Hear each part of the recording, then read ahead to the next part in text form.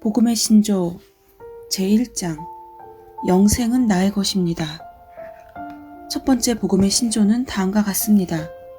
영생은 나의 것입니다. 영생이란 말 그대로 영원한 생명이라는 뜻입니다. 그래서 많은 그리스도인들이 영생을 얻었다라는 말을 시간적인 의미에 중점을 두어 이 땅에서 끝나는 생명이 아니라 죽은 후에도 천국에 가서 영원히 사는 생명을 얻은 것이라고 이해합니다. 물론 틀린 말은 아닙니다. 그러나 우리가 가진 영원한 생명은 그 이상입니다. 우리는 하나님의 생명을 가졌다. 성경에서 영생이라고 번역된 단어의 헬라어 원어는 조에로서, 이는 하나님과 같은 종류의 생명이라는 뜻입니다. 고양이를 고양이답게 하는 생명이 있고 강아지를 강아지답게 하는 생명이 있습니다. 이처럼 각자 지닌 생명의 특징에 따라 정체성이 결정되는 것입니다. 우리가 받은 조의 생명은 하나님을 하나님답게 하는 생명입니다. 그리스도를 영접하는 순간 우리를 지배하던 죄의 생명은 끊어지고 우리는 하나님과 같은 생명으로 거듭나서 완전히 새로운 존재가 됩니다. 그리스도인이 가진 이 영생, 즉 하나님의 생명은 우리로 하여금 하나님의 신성한 본성에 참여하는 자가 되게 합니다. 아담이 타락한 후 예수님께서 오시기 전까지는 이 땅에 이러한 생명을 가진 사람이 아무도 없었습니다. 구약에 속한 모든 사람은 죄의 본성을 가지고 어둠 가운데 태어난 자들이었습니다. 생명의 근원은 남자에게서 오며 그 생명을 잉태하여 몸을 주는 것은 여자의 몫입니다. 그래서 모든 인간은 남자에게서 죄의 본성을 받고 여자의 몸에 잉태되어 이 땅에 태어나게 됩니다. 예수님께서는 마리아의 몸을 통해 육신을 입고 이 땅에 태어나신 사람이셨습니다. 그러나 예수님을 잉태시킨 생명은 남자로부터 온 것이 아니라 성령, 즉 하나님으로부터 온 생명이었습니다. 그러므로 그분은 다른 사람처럼 죄인의 본성을 가진 것이 아니라 하나님의 생명을 가진 하나님이셨습니다. 그래서 그분을 일컬어 완전한 인성과 완전한 신성을 가지신 분이라고 합니다. 요한복음 1장 1절로 5절, 9절로 14절. 태초에 말씀이 계시니라. 이 말씀이 하나님과 함께 계셨으니 이 말씀은 곧 하나님이시니라. 그가 태초에 하나님과 함께 계셨고 만물이 그로 말미암아 지은 바 되었으니 지은 것이 하나도 없고 그가 없이는 된 것이 없느니라. 그 안에 생명이 있었으니 이 생명은 사람들의 빛이라. 빛이 어둠에 비추되 어둠이 깨닫지 못하더라. 참빛 곧 세상에 와서 각 사람에게 비추는 빛이 있었나니 그가 세상에 계셨으며 세상은 그로 말미암아 지은 바 되었으되 세상이 그를 알지 못하였고 자기 땅에 오매 자기 백성이 영접하지 아니하였으나 영접하는 자 곧 그 이름을 믿는 자들에게는 하나님의 자녀가 되는 권세를 주셨으니 이는 혈통으로나 육정으로나 사람의 뜻으로 나지 아니하고 오직 하나님께로부터 난 자들이니라. 말씀이 육신이 되어 우리 가운데 거하심에 우리가 그의 영광을 보니 아버지의 독생자의 영광이요 은혜와 진리가 충만하더라. 예수님은 참 빛으로 이 땅에 오셨습니다. 사실 예수라는 이름은 이 땅에 와서 얻으신 것이며 성부 하나님과 성령님과 함께 하늘에 계셨을 때 그분의 이름은 예수가 아니었습니다. 그분은 말씀이셨고 그 말씀으로 말미암아 모든 것이 창조되셨습니다. 그런데 세상의 주인이라 할 수 있는 분께서 그를 알아보지 못하는 세상 가운데 육신이 되어 오셨습니다.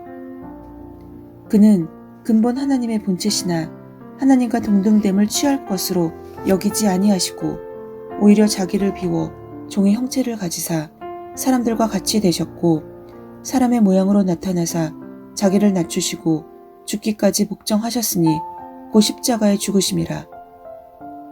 그분은 죄성은 없으시지만 이 땅에서 한 인간으로서 우리와 똑같은 연약함을 가지고 사셨습니다. 실제로 성령을 받으시기 전에는 예수님께서 기적을 행하신 기록이 없고 침례 요한으로부터 침례를 받고 성경으로 충만해지신 후부터 성령의 능력을 힘입어 하나님의 능력으로 기능하기 시작하신 것을 볼 수 있습니다. 그래서 예수님께서는 스스로를 인자, 즉 사람의 아들이라고 부르셨습니다.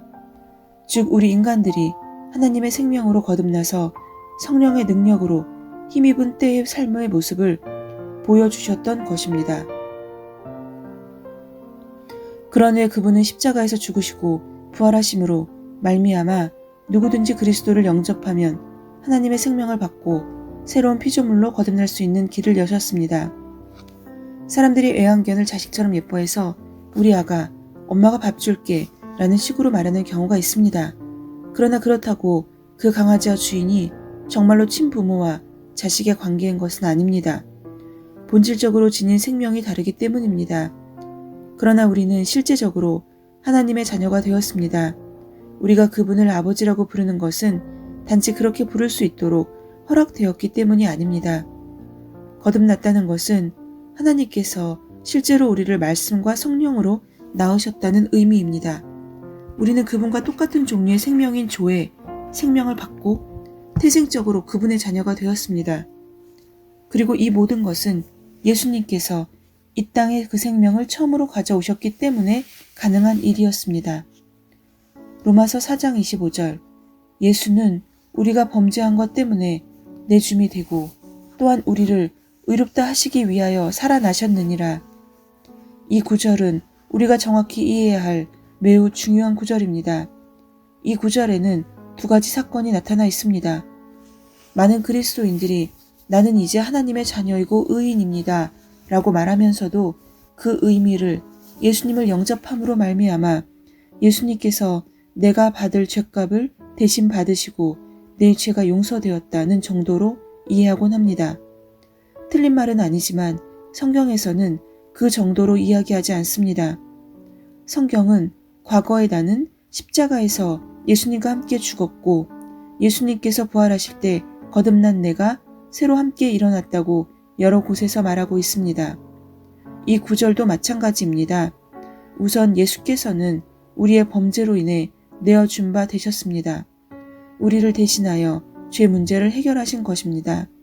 그러나 하나님의 계획은 여기에서 끝나지 않습니다. 하나님께서는 죄인에게 그분의 생명을 주실 수 없습니다. 거룩한 영이신 성령님도 죄인에게는 들어가실 수 없습니다. 그러므로 하나님께서는 우리를 의인으로 만드셔야 했습니다. 죄 문제를 해결하실 뿐 아니라 더불어 우리를 의롭게 하시는 과정이 필요했습니다. 하나님의 계획이 완성되기 위해서는 반드시 이 두 가지 사건이 함께 일어나야 했습니다.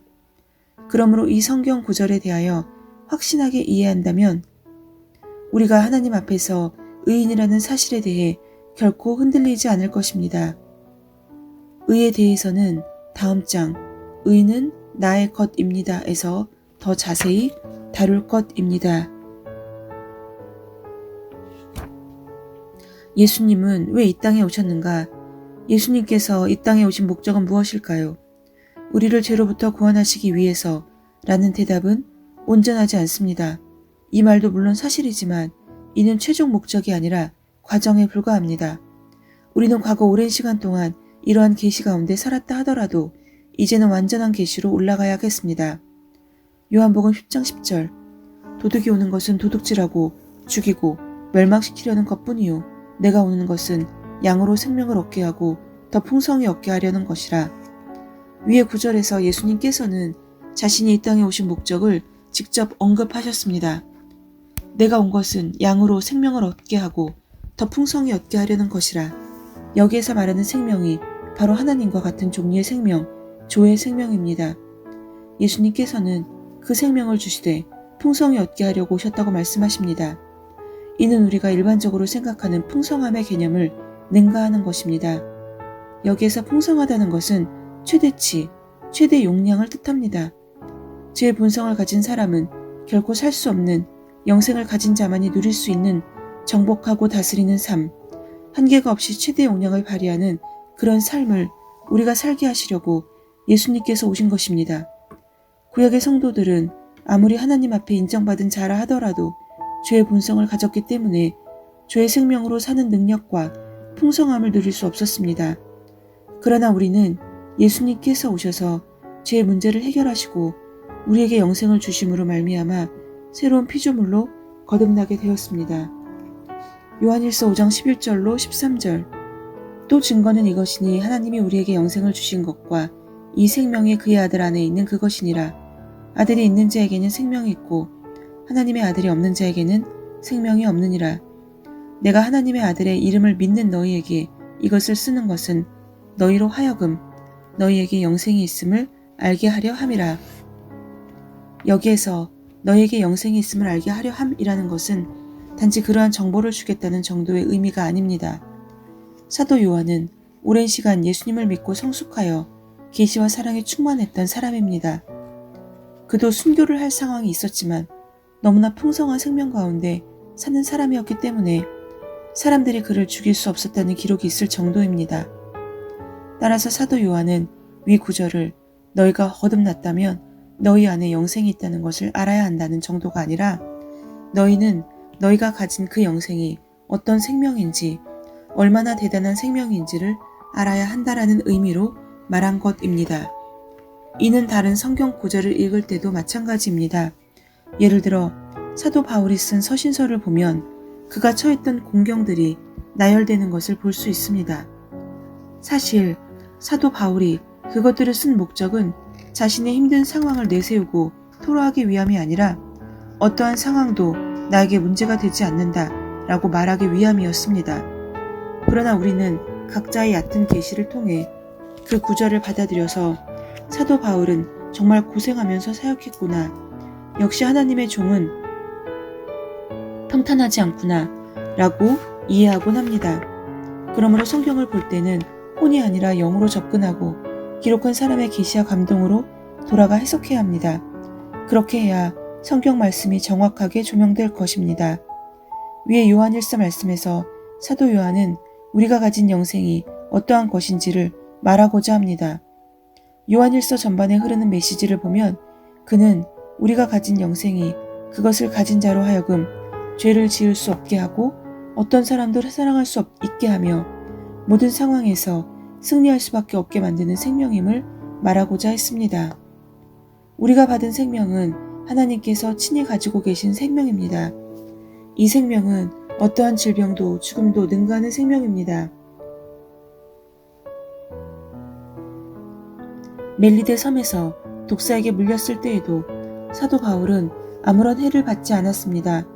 사람들은 그가 당연히 쓰러져 죽거나 하다못해 손이 붓기라도 할 것이라고 예상했는데 아무 변화가 없자 놀라서 그를 신으로 여겼습니다.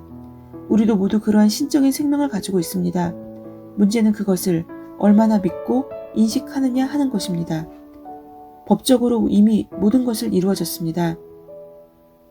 그리스도 안에서 우리의 지위는 법적으로 보장되었습니다.